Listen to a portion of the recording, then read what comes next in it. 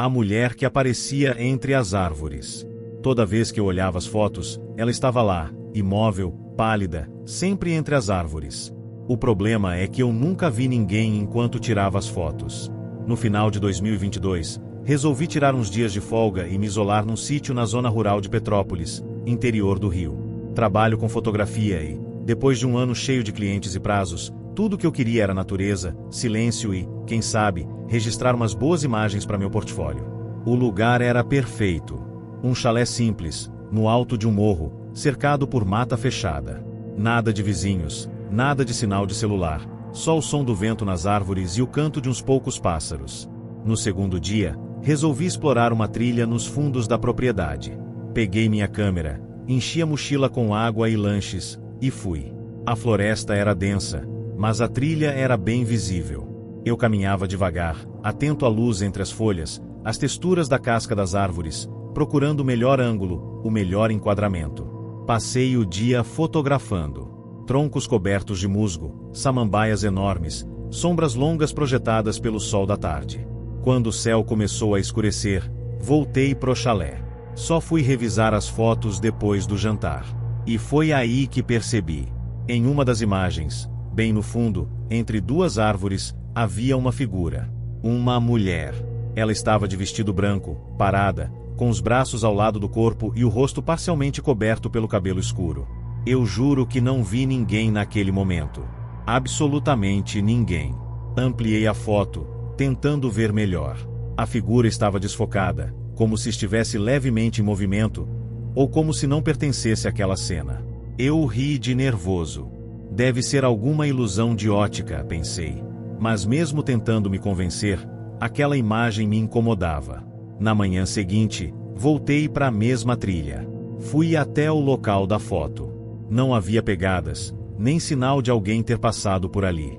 Só mato, silêncio e o som leve de algo se movendo nas copas das árvores. Continuei tirando fotos, mesmo com uma estranha sensação de estar sendo observado. Naquela noite, revisei as novas imagens. Ela apareceu de novo. Dessa vez, mais próxima. Entre outras árvores, à direita do quadro. A mesma mulher. Mesmo vestido, mesma postura. Mas agora o rosto estava mais visível. Não tinha expressão alguma. Os olhos pareciam escuros demais, como buracos no lugar onde deveriam brilhar. Eu comecei a ficar desconfortável. Apaguei as fotos. Fechei o notebook. Mas a imagem ficou na minha cabeça, como se tivesse sido gravada à força. No terceiro dia, algo aconteceu. Por volta das 3 da tarde, eu estava tirando fotos perto de um córrego, quando ouvi um estalo atrás de mim. Virei rápido. Nada. Só mata. Mas o silêncio ficou diferente. Mais pesado. Comecei a sentir uma pressão no peito, como se o ar ali estivesse errado. Peguei minha câmera, tirei uma única foto à minha frente e voltei pro chalé, andando rápido, quase correndo. À noite, mesmo com medo, abri a câmera para ver a última imagem. Ela estava lá, bem no meio da trilha, olhando diretamente para a lente. Dessa vez, era impossível dizer que era só uma sombra ou engano visual. Ela estava em foco, nítida. Rosto pálido, olhos negros, cabelo colado ao rosto como se estivesse molhado. Foi quando ouvi um barulho na varanda. Um passo leve. Depois outro. Como se alguém estivesse descalço sobre a madeira. Fiquei parado, em silêncio, ouvindo meu coração bater no peito como um tambor. Outro passo. Peguei a câmera, liguei a lente e, sem coragem de abrir a porta ou olhar pela janela, apontei para frente e tirei uma foto às cegas. Esperei. Nada mais aconteceu. Mas quando olhei a imagem, ela estava ali, na varanda, a menos de 2 metros da porta. Dei um pulo da cadeira, tranquei tudo que podia, apaguei as luzes. Passei a noite em claro, com a câmera no colo, esperando qualquer som, qualquer movimento. Mas não houve mais nada. Nem passos, nem batidas. Na manhã seguinte, fugi daquele lugar. Nem me preocupei em pegar o dinheiro do aluguel de volta. Voltei para casa em Niterói e, durante dias, evitei abrir qualquer arquivo da viagem. Queria esquecer. Fingir que não aconteceu. Mas ontem, enquanto organizava meus backups, achei uma pasta chamada Entre as Árvores. Eu não criei essa pasta. Abri. Havia 10 fotos que eu não lembrava de ter tirado. Em todas, ela aparecia mais próxima, cada vez mais. Na última, é como se ela estivesse dentro da casa, atrás de mim. E o mais assustador, a data da última foto é de ontem. Mas eu não saí de casa. E minha câmera está guardada no armário, trancada. A cabana que não estava no mapa. Era para ser só uma trilha. Mas a floresta parecia diferente naquele dia, como se estivesse viva e observando a gente. No ano passado, em julho, eu e mais 2 amigos decidimos fazer uma trilha em uma região afastada da Serra da Mantiqueira. A gente já tinha feito acampamentos antes, mas esse seria o mais longo. 3 dias dentro da mata, desconectados, só com barraca, bússola e um mapa físico que o Léo imprimiu. O plano era simples. Entrar por uma trilha conhecida chamada Trilha do Cruzeiro e seguir por ela até uma clareira onde muitos trilheiros costumavam acampar. Era longe, mas nada muito difícil, pelo menos no papel. A gente começou a caminhada cedo, por volta das 7 da manhã. O tempo estava nublado, mas não ameaçava chuva. O ar estava mais frio do que o normal para julho, e a floresta parecia estranhamente silenciosa. Nenhum som de pássaros, nenhum inseto. Só o barulho das nossas botas pisando nas folhas secas. Tá meio morto isso aqui hoje, né? Comentou o Rafa, meio rindo. A gente riu também, mas a verdade é que todos sentimos. A mata estava quieta demais. Mas seguimos. Por volta das 16 horas, percebemos que algo não estava certo. A gente devia ter chegado na clareira há pelo menos 1 hora. O Léo olhou pro mapa várias vezes, comparou com a bússola, mas nada fazia sentido. Era como se os caminhos tivessem mudado. Tem alguma coisa errada, ele disse, franzindo a testa. Essa curva aqui não aparece no mapa. Decidimos não arriscar. Estávamos cansados e a luz estava acabando. Foi aí que, virando uma trilha estreita entre 2 rochas, avistamos uma cabana de madeira, velha, mas aparentemente intacta. Tinha uma pequena varanda, uma porta semiaberta e uma janela com cortina branca encardida. Ela simplesmente estava ali. Nenhum de nós se lembrava de qualquer estrutura no mapa, nem nos relatos de outros trilheiros. Cara, isso não faz sentido. Não tem nenhuma construção registrada aqui, murmurou o Léo, olhando em volta. Mas tá aí. Talvez seja abrigo de algum eremita ou um guarda florestal antigo, sei lá, disse Rafa. Nos aproximamos devagar. Não havia sinal de vida, mas também nada que indicasse abandono total. A madeira estava gasta, mas firme. Na porta, havia marcas de unhas, não como se alguém tivesse arranhado, mas como se tentasse desesperadamente sair. Mesmo assim, entramos. O interior era escuro, cheirava a madeira molhada e, outra coisa, algo mais metálico, azedo. Um cheiro que incomodava, mas não sabíamos explicar. A cabana tinha um único cômodo, uma cama de solteiro com colchão fino, uma cadeira de balanço e um armário trancado com cadeado.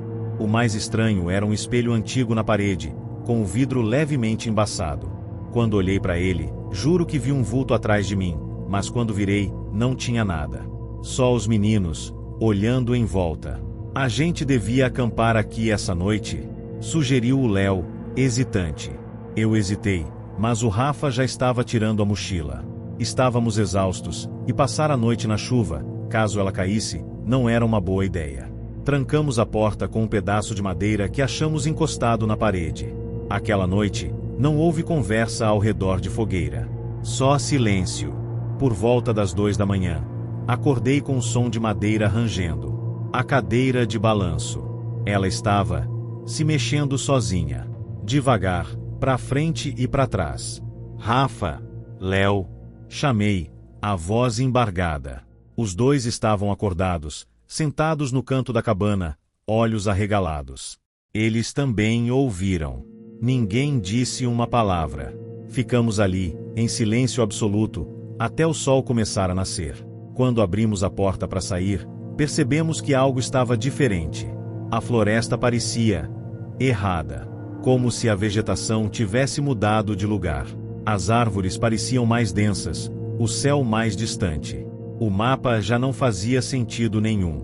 A trilha era para estar à esquerda, disse Léo. Mas agora, só tem mata fechada. A gente andou por horas. Demos voltas, usamos bússola, até tentamos seguir o GPS que, milagrosamente, pegou sinal por alguns minutos, mas ele mostrava que estávamos em lugar nenhum. Literalmente. O mapa digital indicava que estávamos em uma área branca, sem rotas, sem estrada, sem trilha. Na tarde do segundo dia, voltamos à cabana. Não porque queríamos. Era como se a floresta nos levasse de volta para lá. Tudo indicava que estávamos nos afastando, mas, no fim, os caminhos sempre terminavam de volta naquele lugar maldito. Na terceira noite, a porta bateu sozinha. O cadeado do armário estava aberto. Dentro, só havia um caderno velho. As páginas estavam todas rabiscadas com a mesma frase: "Ela não deixa sair." Na manhã seguinte, o Rafa não estava mais lá. Nem vestígio, nem pegadas, nem mochila. Como se tivesse evaporado. Eu e Léo gritamos por horas, mas tudo que ouvíamos era o eco da nossa própria voz. No fim da tarde, quando já estávamos entrando em desespero, a floresta mudou de novo. Do nada, ouvimos barulho de carro. Corremos em direção ao som e saímos na beira de uma estrada de terra que não estava em nenhum mapa. Um senhor num jipe parou e nos perguntou se estávamos bem. Levou a gente até a delegacia mais próxima. Dissemos o que lembrávamos. Ninguém encontrou o Rafa. E ninguém nunca localizou nenhuma cabana na região. 2 semanas depois, recebi uma mensagem anônima por e-mail. Sem texto, só uma imagem. Era a foto da gente 3, tirada do lado de fora da cabana, mas nenhum de nós tirou essa foto. E no canto inferior da imagem, refletido no espelho da janela, tinha um rosto, mas não era o de nenhum de nós. O grito que ecoava à meia-noite. Na terceira noite, a gente já sabia que ele viria. Mas mesmo esperando, mesmo trancados na barraca, ainda era impossível não tremer quando o grito começava. Essa história aconteceu comigo e com minha namorada, Carol, em julho do ano passado. A gente queria uma experiência diferente, longe de tudo, e acabou achando um camping selvagem numa reserva florestal em Minas Gerais, que poucos conheciam. O lugar era lindo, mata fechada, trilhas pouco exploradas, um riacho cristalino cortando o terreno. Não tinha sinal de celular nem estrutura, só algumas clareiras demarcadas para quem levava equipamento próprio. Era tudo exatamente como a gente queria: silêncio, isolamento e natureza. Montamos a barraca numa área plana, com vista para a floresta densa. Durante o dia, caminhamos bastante, tiramos fotos, conversamos. Não vimos quase ninguém.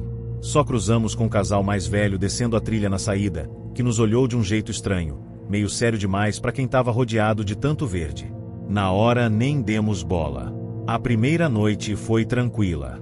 Friozinho gostoso, céu estrelado. Mas por volta de meia-noite, fui acordado por um barulho distante. Era um som agudo, cortante, que atravessava a floresta como um rasgo no silêncio. Um grito. Não dava para dizer se era de homem ou mulher. Só dava para sentir o desespero. Um grito longo, ecoando por entre as árvores, seguido de um silêncio absoluto. Nem grilo, nem vento, nem folhas. Nada.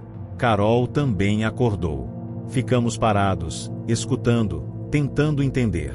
"Você ouviu isso?" Ela sussurrou. "Ouvi. Deve ser um animal, talvez." Mas a gente sabia que não era. Na manhã seguinte, comentamos com um dos poucos funcionários da entrada da reserva. Um senhor calado, de barba branca. "Deve ter sido algum bicho", ele disse, rápido demais, desviando o olhar. Aquilo me incomodou. Mas seguimos com o dia. Na segunda noite, o grito voltou. Dessa vez mais perto. À mesma hora. Meia-noite exata. E não foi só um grito. Foi uma sequência.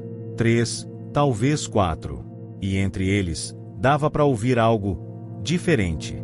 Um tipo de sussurro, como se alguém estivesse falando entre dentes, tentando conter o choro. Saí da barraca com a lanterna, apesar dos protestos da Carol.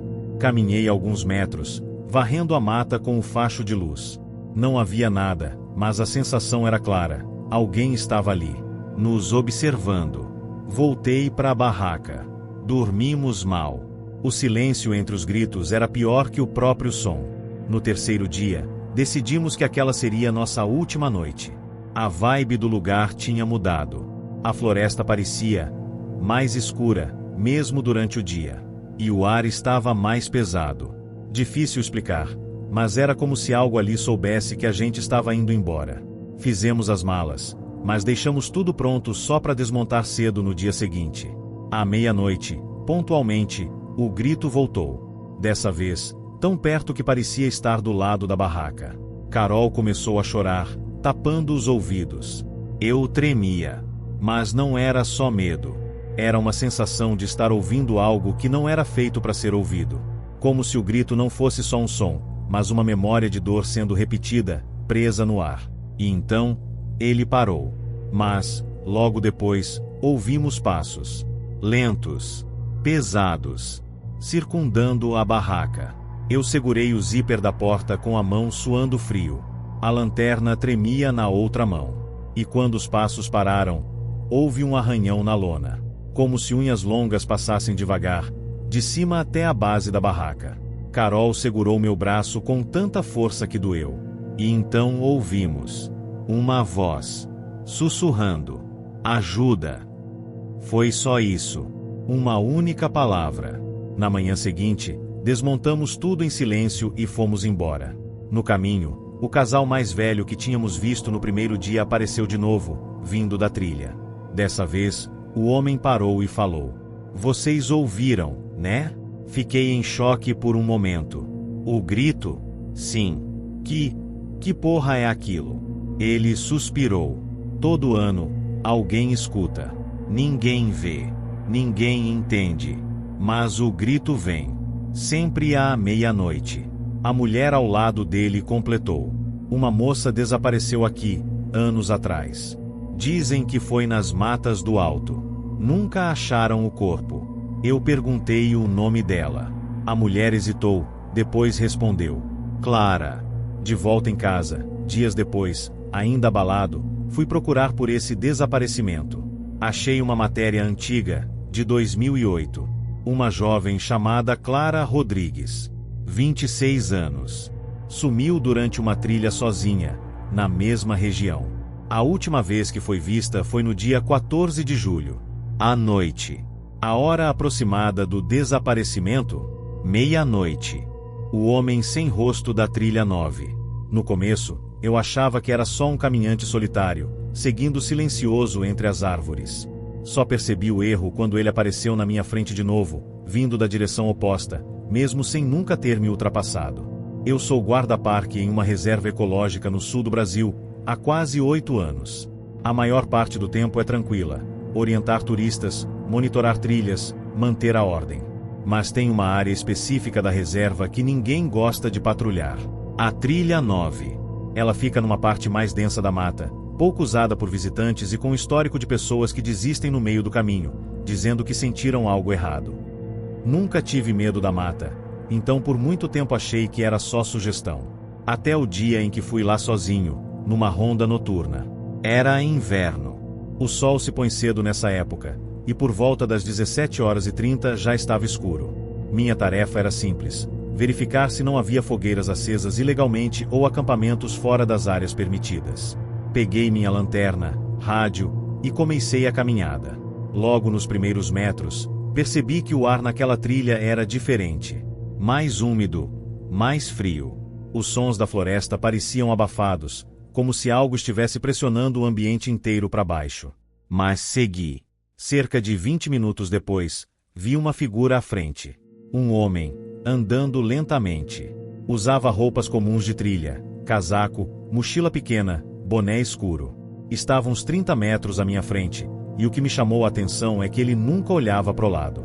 Só caminhava reto, passo após passo, como se estivesse em transe. Tentei alcançá-lo, mas a cada vez que parecia que eu estava perto, ele desaparecia numa curva. Nunca consegui ver o rosto dele. Era como se ele estivesse sempre a poucos segundos de distância, perto o suficiente para ver, longe demais para chamar. E então, depois de uma curva, ele sumiu. Pensei que tivesse saído da trilha, Então avancei mais um pouco. A trilha fazia um laço e, ao virar novamente, ele estava lá, na minha frente, vindo da direção oposta. Congelado, observei enquanto ele se aproximava lentamente. Mas quando passou a uns 4 metros de mim, percebi o que até então a escuridão e a distância escondiam. Ele não tinha rosto. Onde deveriam estar os olhos, nariz e boca, havia apenas uma superfície lisa, pálida, sem expressão. Como se alguém tivesse apagado tudo com uma borracha. A pele era estranha, quase plástica, levemente brilhante sob a luz da lanterna. Eu não consegui me mover. Só fiquei ali, com a lanterna tremendo na mão, vendo aquela figura passar por mim sem hesitar. Nenhum som, nenhum gesto. Só passos lentos na terra. Quando ele desapareceu na trilha atrás de mim, eu finalmente consegui reagir. Liguei o rádio. Só estática. Sem resposta. Decidi voltar. Mas, à medida que caminhava de volta pela trilha, tudo parecia repetido. As árvores. As pedras. A mesma raiz caída. O mesmo galho quebrado. E, pior, o mesmo silêncio sufocante. Foi quando vi ele de novo, parado no meio do caminho à minha frente. Imóvel. Como se estivesse esperando. Eu gritei. Mandava ele dizer quem era, o que queria, mas ele não reagia. Só ficou lá, parado, sem rosto, como uma sombra sólida. Dei meia volta e corri. Corri por quase 10 minutos até que vi a guarita da entrada da trilha. Quando saí da mata, caí de joelhos, completamente sem fôlego. Outro guarda estava lá. Ele me olhou assustado e perguntou o que tinha acontecido. Quando contei, ele não pareceu surpreso. Só sério. Você viu ele, né? Quem? O homem. Da trilha 9. Ele aparece para quem entra sozinho à noite. Nunca te machuca, mas te segue. E sempre te encontra, disse ele, como se falasse de uma rotina qualquer. Perguntei há quanto tempo isso acontecia. Ele respondeu: desde antes de eu começar aqui. Uns dizem que era um trilheiro que se perdeu e morreu de frio. Outros acham que nunca foi gente. Só uma coisa que imita. Mas ele sempre aparece. E sempre sem rosto. Eu pedi para trocar de turno no dia seguinte. E nunca mais entrei na trilha 9 depois do pôr do sol. Mas, às vezes, no rádio, durante a madrugada, alguém responde em estática. E quando a gente checa, ninguém passou pela trilha. Nenhuma câmera registra movimento. Só o som de passos leves. E folhas se mexendo onde ninguém anda mais. A voz que pediu ajuda dentro da árvore. A primeira vez que ouvi a voz, ela sussurrava: me tira daqui. A segunda vez, ela sabia meu nome. Isso aconteceu quando eu tinha 14 anos, num acampamento de férias organizado pela escola. O lugar era uma reserva ecológica no interior do Paraná, cercada por mata nativa e sem sinal de celular. Era para ser uma semana de trilhas, dinâmicas em grupo, fogueiras, aquela coisa toda para desconectar da tecnologia e reconectar com a natureza. Na primeira noite, tudo correu como esperado. Dormimos em barracas, ouvindo os sons da mata. Mas no segundo dia, durante uma trilha com o monitor, eu me afastei do grupo sem perceber. Tinha me distraído fotografando umas borboletas perto de uma árvore enorme, daquelas que parecem ter centenas de anos. Quando me dei conta, não ouvia mais os outros. Não entrei em pânico, mas comecei a andar rápido na direção de onde achava que eles tinham ido. Foi quando ouvi pela primeira vez: ei, ajuda! Era uma voz fraca, como de alguém ferido. Olhei em volta, achando que era brincadeira ou alguém machucado. Mas não havia ninguém. Só árvores, vento e folhas no chão. Tô aqui. Por favor. Dessa vez, veio de dentro da árvore. Daquela árvore enorme. Achei que tava ficando louco. Me aproximei, meio sem querer, e vi que o tronco tinha uma abertura no meio, uma cavidade escura, funda, onde mal dava para ver o fundo. Eu me agachei e chamei: tem alguém aí? Silêncio. Aproximei o rosto da abertura. Estava escuro, cheirava a terra úmida e coisa velha. Eu já ia sair dali quando a voz sussurrou bem perto: me tira daqui. Arregalei os olhos e recuei tão rápido que caí de costas. Fiquei sentado no chão por alguns segundos, tremendo. Parecia uma criança chorando. Mas aquilo não fazia sentido. A árvore era sólida. Não tinha espaço para ninguém lá dentro. Voltei correndo pro acampamento. Não contei para ninguém. Quem ia acreditar? Naquela noite, fiquei acordado na barraca, tentando esquecer o que ouvi. Por volta da meia-noite, enquanto todos dormiam, ouvi de novo a mesma voz, do lado de fora da barraca. Me tira daqui, Gabriel. Meu nome. Ela sabia meu nome. Congelado, prendi a respiração. A voz repetiu, chorando, quase suplicando. Mas eu não me mexi. Só fechei os olhos e torci para aquilo parar. No dia seguinte, pedi para ir embora. Fingi dor de barriga, febre, qualquer coisa. Os monitores disseram que meus pais só poderiam me buscar no final da semana. Então, tentei me manter o mais longe possível da floresta. Mas à medida que os dias passavam, a coisa piorava. Eu via a árvore. Não importa para onde eu fosse dentro do acampamento, ela aparecia em algum canto. Às vezes no final da trilha. Às vezes do outro lado do campo. Sempre com aquele tronco aberto. Sempre esperando. Comecei a sonhar com ela. Nos sonhos, eu era sugado pela cavidade, e lá dentro, havia outras vozes. Gritando. Sussurrando. Rindo. Na penúltima noite, um colega da minha barraca, o Lucas, desapareceu. Acharam as pegadas dele levando direto para a mata. Seguiram por horas, até perder o rastro. Ele nunca foi encontrado. Na última noite, eu tomei coragem. Peguei a lanterna e fui até a árvore. O lugar estava silencioso, como se toda a floresta tivesse prendido a respiração. Me ajoelhei diante da cavidade. A luz da lanterna mal tocava o interior. Um cheiro podre saiu de dentro, como de carne velha misturada com terra. Quem é você? Perguntei. Nada. O que tem aí dentro? Silêncio. Aí, bem baixinho, a voz respondeu. A verdade. Entra e eu te mostro. A árvore pareceu pulsar, como se estivesse viva. Senti algo puxar meu braço. Quente, pegajoso. Me soltei com força e caí para trás. Quando a luz da lanterna iluminou o interior por um segundo, vi algo. Olhos. Muitos olhos. Pequenos, fundos, tremendo no escuro como se me observassem há muito tempo. Saí correndo. Na manhã seguinte, fui embora do acampamento. Nunca mais voltei. Hoje, já adulto, às vezes sonho com aquela árvore. E acordo com arranhões nos braços. Como se algo ainda tentasse me puxar de volta. E o pior é que, semanas atrás, encontrei um dos monitores daquele acampamento, por coincidência, em um shopping da minha cidade. Contei por alto o que aconteceu, esperando ver ele rir, achar que era maluquice da minha cabeça. Mas ele ficou pálido. Você também ouviu? Ele perguntou. Eu confirmei. Ele abaixou a voz e falou, quase sem mexer os lábios. O Lucas não foi o primeiro. E com certeza, não foi o último. Depois disso, ele foi embora apressado. E eu fiquei ali, congelado, com a sensação estranha de que, um dia, aquela árvore vai me chamar de novo. E da próxima vez, eu talvez não consiga resistir.